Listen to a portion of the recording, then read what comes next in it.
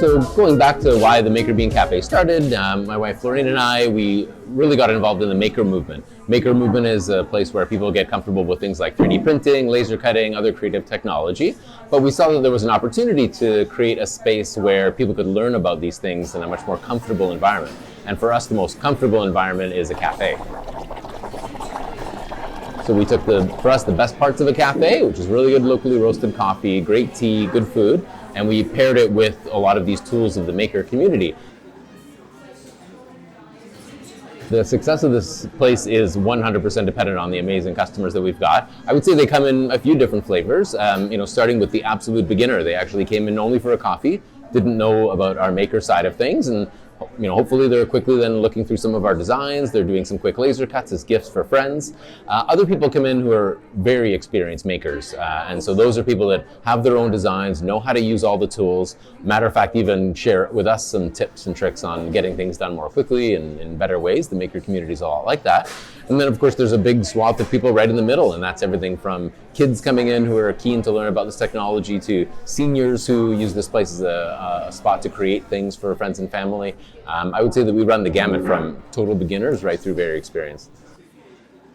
I've always been kind of a builder, kind of a maker type. Even as a kid, build my own toys, build my own scooter, that kind of thing.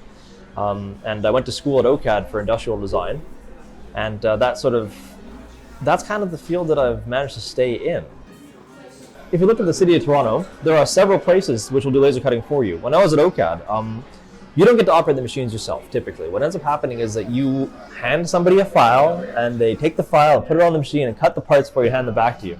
So it's very hands-off, right? You don't actually, you understand the principles of operation, right? But you don't actually get to use it yourself.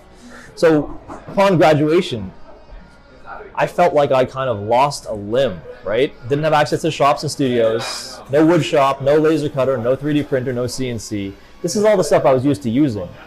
So I looked around and tried to find places that could fill those needs for me.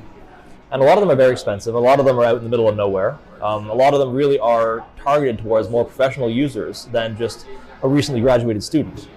But then, you realize that there are maker spaces out there, one of which is the Maker Bean.